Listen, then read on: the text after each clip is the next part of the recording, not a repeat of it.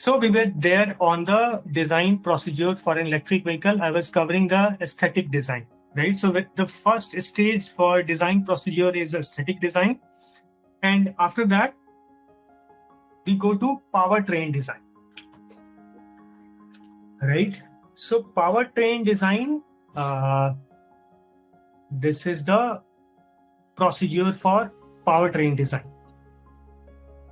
In case of powertrain design, the very first thing you need to take care is of the vehicle dynamics, right? How your vehicles will behave under motion, right? So there are once you start designing your vehicle, you need to calculate different forces, how these forces will act on the body in motion. There is a subject or there is a course on vehicle dynamics that is there for you on DIY group. You will have an access of that. You can go through this course. In vehicle dynamics, I will show you the different forces and how toe angle varies, and how suspension behave, how the steering behaves under bump phenomena, under steering phenomena, under different motions that we will use a software, and I will explain that to you on my computer, right? That is my task. I will do that for the sake of this vehicle dynamics understanding, because this is very important, right? You cannot neglect vehicle dynamics. Even though you are an electrical engineer, electronics engineer, I would suggest that at least the basics and fundamental of vehicle dynamics should be clear to you. So when you apply brake, your suspensions are going to get affected, right? So it's not just that the weight of the components which is there in the front side has to just suspension has to withstand that weight. Even during braking, that suspension will have to tolerate that weight. And during acceleration, just the opposite happens, right? The front one goes to the back, right? So to counter this mass transfer, there are different geometries we use, right? There will be an instant center that we will calculate. This instant center should lie somewhere near the center of gravity, right? So that the mass transfer from the front to back or back to front should not be higher in magnitude, right? So all of these things are done in vehicle dynamics stage. Once you do that, you go with the motor selection, right? Motor selection is important for powertrain design. What type of motor you are selecting? Is it an AC motor? Is it a DC motor? Is it an induction motor? There are so many PMSM motor. What sort of motor you are selecting? That will decide the type of powertrain you will be going along with.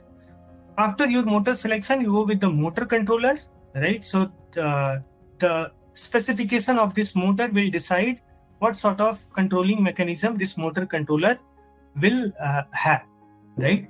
So generally, the rating of this motor should be there to suffice the controller's parameter, right?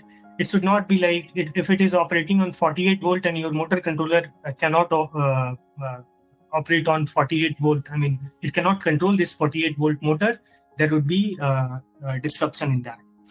So once you select the motor controller, you go with the charging requirement, right? And during charging requirement, it is mostly on the side of what sort of converters you are using, whether the whole AC to DC conversion is happening on board or you are relying completely off board, right? Beyond the vehicle or inside the vehicle, right? So all these things you have to take care of. Ather gives you a charging station installation for their vehicle. Not other companies in two-wheelers, they prefer that.